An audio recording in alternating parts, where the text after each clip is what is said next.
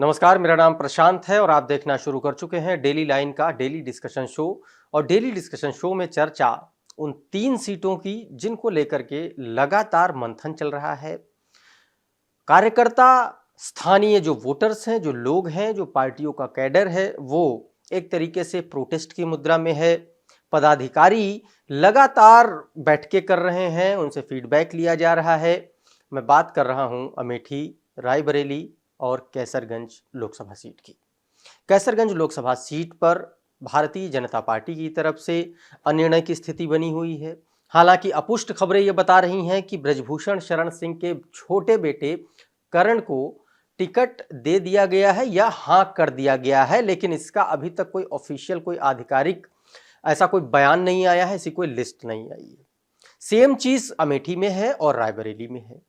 कहा जा रहा है कि अमेठी से राहुल गांधी तो नहीं लड़ेंगे, राहुल गांधी रायबरेली जाएंगे और अमेठी से जो है प्रियंका गांधी के अलावा कोई और हो सकता है। प्रियंका गांधी के चुनाव लड़ने पर अभी एक तरीके से विराम लग गया है, लेकिन इसकी भी अभी कोई ऑफिशियल कोई डिक्लेरेशन नहीं है, कोई ऐसी घोषणा नहीं है।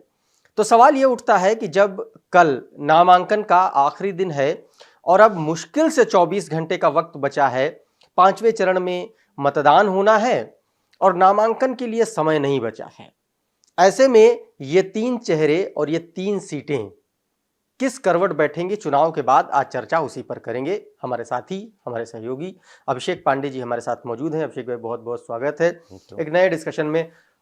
लगातार हम लोग इस बात पर चर्चा कर रहे हैं। कभी कहा जा रहा है कि जो किशोरी लाल हैं उनको चुनाव लड़ाया जाएगा, जो सोनिया गांधी के प्रतिनिधि हैं।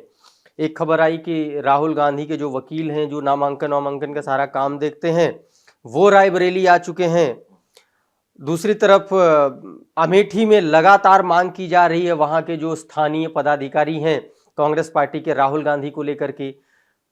कांग्रेस पार्टी अभी तक इतना ज्यादा अनिर्णय की स्थिति में क्यों है, ये सवाल उससे भी ज्यादा महत्वपूर्ण है जिस सवाल में ये कहा जा रहा है कि कौन लड़ेगा। देखिए, हम लोग बहुत दिनों से बात कर रहे हैं प्रशांत जी इस पे, और अब 24 घंटे का वक्त बचा है। किसी भी कांग्रेसी से आप पूछिए, किसी भी, हम लोग कई डिस्कशन डिबेट्स भी कर चुके हैं, उन सब का कहना है कि पार्टी की स्ट्रेटजी है, सीईसी सेंट्रल इलेक्शन कमेटी तय करेगी, जिसको कहते हैं कि वो चुनाव लड़ेगा। तो ये सारी संभावनाएं केवल इसी बार क्यों हो रही हैं? आज से पहले इतने चुनाव लड़ चुके हैं लोग, कभी ऐसा नहीं रहा। इस बार ही ऐसा क्यों हो रहा है? तो इस बार अगर आप थोड़ा सा आकलन करें तो ऐसा लग रहा है कि कांग्रेस पार्टी डर रही है, कांग्रेस पार्टी के नेता डर रहे हैं चुनाव लड़ने से। राहुल गांधी कतरा रहे हैं, प्रियंका गांधी को मुझे लग रहा आगे नहीं किया जा रहा है, और ये स्थिति कांग्रेस का अपना डर एक तरीके से दिखा रही है। आज से पहले ये स्थिति कभी नहीं थी। आप ठीक है, पहले भी सेंट्रल इलेक्शन जो होती थी आपका, वो तय करता था प्रत्याशी कौन होगा, पार्लियामेंट्री बोर्ड तय करता था। पहले भी आपकी स्ट्रेटजी पहले भी रहती होगी, लेकिन इस बार स्ट्रेटजी बनाने में दिक्कत क्यों हो रही है? सीईसी क्यों नहीं तय कर पा रहा है नाम? कुल मिलाकर के अंदर खाने कांग्रेस पार्टी के डर बैठा हुआ है। राहुल गांधी कतरा रहे हैं अमेठी जाने से, एक बार हार चुके हैं, इस बार पता नहीं क्या होगा। और उसके पीछे तर्क इतने हैं कि एक परिवार से 3 लोग हो जाएंगे और ये हो जाएगा, वो हो जाएगा, अच्छा मैसेज नहीं जाएगा, पार्टी जो तय करेगी हम वो करेंगे। ये सब मिथ्या की बातें हैं। राहुल गांधी से बड़ा नेता कोई है कांग्रेस में? उनको किससे पूछना है? और वो नहीं तय कर पा रहे हैं तो कौन तय करेगा? तो मुझे लगता है कि ये एक तरीके का डर है, चुनाव में जाने का डर है, सेफ सीट तलाशने का डर है, हार का डर है, और समझ में नहीं आ रही है अभिषेक जी, ये चुनाव लड़ने का जिस डर की आप बात कर रहे हैं, क्या चुनाव नहीं लड़ने से कांग्रेस पार्टी को ज्यादा नुकसान होगा अमेठी रायबरेली में, या लड़ करके हारने में ज्यादा? देखिए, मैं बिल्कुल इसी पे आने वाला था और मैं एक्सपेक्ट कर रहा था आप ये जरूर पूछेंगे। आप ये समझिए कि अगर आप चुनाव नहीं लड़ करके आप अपने ऊपर जो आरोप लग रहे हैं, जो आप पे लांछन लगेगा, जो आपको लोग कहेंगे, ऑलरेडी कह रहे हैं, आप उस अपनी आंखें बंद कर ले रहे हैं। आंखें बंद कर लेने से समस्या खत्म नहीं होगी, आप बस थोड़ा पास ऑन कर दे रहे हो। समस्या का निवारण नहीं है। समस्या का निवारण तभी होगा जब आप उतरेंगे, लड़ेंगे, तब आपको समझ में आएगा। हारना जीतना, इंदिरा गांधी चुनाव हारी हैं, आप हार जाएंगे। काम कर रहे हैं क्या बड़ी बात जी, है? कल मेरी उनसे बात हो रही थी, जो कांग्रेस पार्टी के लिए जो लोग काम करते हैं, उनसे, हमारे कई लोग हैं उसमें, तो उनसे जब बात हुई मेरी तो वो ये कह रहे थे कि राहुल गांधी अमेठी इसलिए नहीं जाना चाहते क्योंकि स्मृति ईरानी की जो भाषा शैली है, जिस तरीके से वो अटैक करती हैं राहुल गांधी पर, कहीं ना कहीं कांग्रेस पार्टी और राहुल गांधी उनको काउंटर करने में, उनको जवाब देने में थोड़ा सा असहज महसूस करते हैं, क्योंकि जिस फ्लो में आकर के जिस तरीके से स्मृति ईरानी खेलेंगी, जैसे ही राहुल गांधी अमेठी में जाएंगे, उस फ्लो में कम से कम स्मृति ईरानी या कोई भी अन्य महिला, तो उसको एक पुरुष उम्मीदवार उतनी सहजता से, उतनी सरलता से काउंटर नहीं कर पाएगा। इस तरीके के मतलब बचकाने कारण दिए जा रहे हैं कांग्रेस पार्टी की तरफ से। देखिए, एक चीज जो समझ में आती, जो दिखती भी है, हाँ। कि आप चुनाव लड़िए, हम दोनों लोग किसी राइवल हैं, कहीं से चुनाव लड़ रहे हैं, तो भाई अपनी अपनी बातें बताइए, दूसरे की कमियां बनाइए। लेकिन अमेठी में क्या होता है, जो मुझे महसूस होता है, जैसे होता है चिढ़ाने वाली बात है, टीज करने वाली बात होती है। बीजेपी की तरफ से, स्मृति ईरानी की तरफ से टीज किया जाता है, पोक किया जाता है राहुल गांधी को, उनको बिल्कुल बच्चे की तरह ट्रीट किया निम्नतम दर्जे पर आकर के उनको ट्रोल करने की कोशिश की जाती है। ऐसा समझा जाता है कि जैसे इन्होंने क्या कर दिया यहाँ पे। ठीक है, जो कहीं का जनप्रतिनिधि है तो जनता ने चुना था, गलतियां भी होती हैं, आदमी सुधारता भी है, लेकिन जिस तरीके से अपोजिशन उनको देखता है वहां पे, मुझे लगता है कि वो अपनी उस इमेज को प्रोटेक्ट करने के लिए वहां जाने से कतरा रहे हैं। अगर हो सकता है कि कोई एक दूसरा कैंडिडेट चला जाए, उसके साथ भी यही होगा, लेकिन राहुल गांधी की इमेज, एक पोर्ट्रेट ही एक अलग हो गई है कि वो वहां जाएंगे तो उनको उसी तरीके से बीजेपी वाले, स्मृति ईरानी या फिर बाकी पार्टियों वाले उसी तरह उनको उनके ऊपर जो कमेंट करते हैं ना, उसको आप समझिए, वो एक तरीके से होता है कि टीज करना, उनको चिढ़ाने वाली बात जैसी हो जाती है। तो मुझे लगता है इससे बचने की भी कोशिश कर रहे हैं, और अमेठी में उनके पास बहुत अच्छे अच्छे लोग हैं।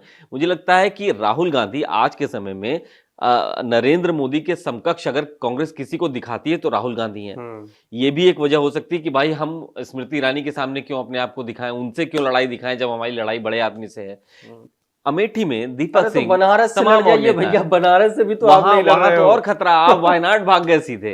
वायनाड चलेगा कि यहाँ तो हमको कोई हराएगा नहीं, और कोई टीज भी नहीं करेगा, हमको कोई पोक नहीं करेगा। अमेठी चाहते आप 19 में ही, अगर आप हारे तो उसी समय आप अपनी जो टॉर्च थी आप दे दिए होते, किसी को, किसी स्थानीय आदमी को दे दिए होते, वो बना के रखता। अच्छा, वहां पे तमाम नेता हैं। एक चीज अभी ये कही जा रही है कि अमेठी से तमाम तरह की चर्चाएं चल रही हैं, और मैं भी ये चर्चा ही कर रहा हूं आपसे। हो सकता है ये बात सच निकले, ये भी मतलब है, लेकिन वो चर्चा का पार्ट है। और जो चर्चा चल रही है वो बड़ा मतलब इनर लेयर में चल रही है कांग्रेस के। आराधना मिश्रा मोना जी, बिल्कुल, उनसे कहा गया है कि आप अपने कागज पत्तर तैयार कर लीजिए अमेठी के लिए। देखिए प्रशांत जी, मैं फिर वही कह रहा हूं कि अभी तक राहुल गांधी के अंतिम हाँ या अंतिम ना का इंतजार किया जा रहा है, और वो असहज है। कांग्रेस पार्टी चाहती है कि आप लड़िए, जो सीईसी है मल्लिकार्जुन खड़गे चाहते हैं कि आप लड़िए, हार जीत की बात लड़िए, लेकिन राहुल गांधी छुप रहे हैं, छुपना चाह रहे हैं, नहीं लड़ना चाह रहे हैं। और ऐसे में समय निकल जाए, कोई प्रत्याशी ना मिले, इससे बचने के लिए जितने वहां पे और नाम है संभावित, अमेठी में दीपक सिंह बहुत शानदार नाम है, अच्छे नेता हैं, और वही एक इकलौते नेता हैं जो उत्तर प्रदेश में कांग्रेस को हाउस में जिंदा रखे हुए थे, वो हैं। आराधना मिश्रा मोना है, और आपके जिले के नेता हैं, आप उनको मौका दे सकते हैं। आपने खुद तो आप रहे नहीं, दूसरों को मौका दिए नहीं, और जब बुलाया जा रहा है तो आप आ नहीं रहे। तो ऐसे में अमेठी रायबरेली के कार्यकर्ताओं की मनस्थिति को आप समझिए, क्या स्थिति होगी उनको। वो किसी भाजपाई के दरवाजे से निकलने में उनको डर लगता होगा, क्या कहेगा ये आदमी, क्या हमको टीज कर दिया जाएगा, पोक कर दिया जाएगा, चिढ़ाया जाएगा, ये स्थिति वहां पर बन गई। क्या स्मृति ईरानी जिस तरीके का एक ऑरा भारतीय जनता पार्टी बनाती है, जैसे शुरुआत में एक नैरेटिव गढ़ा गया 400 पार का, अब वो नैरेटिव धीरे धीरे डाउन हो गया, लेकिन अभी भी स्थानीय लोग दबी जुबान से बात करते हैं। कहा गया कि उसके डाउन होने के पीछे का कारण यह है कि उनका मतदाता ही घर से नहीं निकला, और इसी वजह से पहले और दूसरे चरण में वोटर टर्नआउट है वो कम हुआ। स्मृति ईरानी जिस तरीके से अपने आप को प्रोजेक्ट कर रही हैं अमेठी में, और जिस तरीके से उन्होंने माहौल बनाने की कोशिश की है, क्या सच में स्मृति ईरानी का अमेठी की सीट पर इतना ज्यादा माहौल है कि राहुल गांधी और कांग्रेस पार्टी वहां दूसरे, तीसरे, चौथे, पांचवें नंबर पर पहुंच जाए, इसलिए डर रहे हैं क्या राहुल गांधी?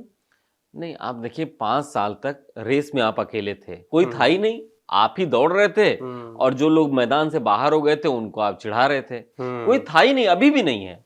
अगर राहुल गांधी नहीं चुनाव लड़ते हैं प्रियंका गांधी नहीं चुनाव लड़ती है अमेठी से, तो वो भी मान के चला जाएगा कि कोई नहीं है।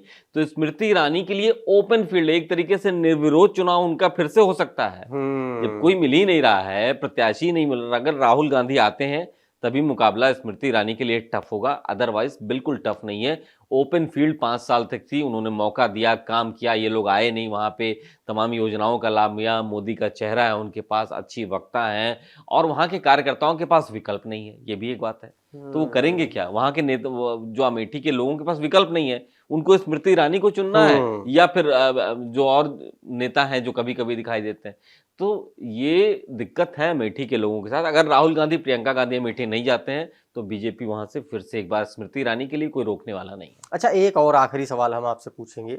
स्मृति ईरानी है, महिला कैंडिडेट हैं, जैसा कि उनका तरीका है भाषण देने का, टीज करने का, ट्रोल करने का, उस हिसाब से उनके पैरेलल कांग्रेस पार्टी में आप किन किन महिला उम्मीदवारों को देख पा रहे हैं? आराधना मिश्रा मोना की ये जो बात चल रही है, एक और कौन उनके सापेक्ष आप देख पा रहे हैं?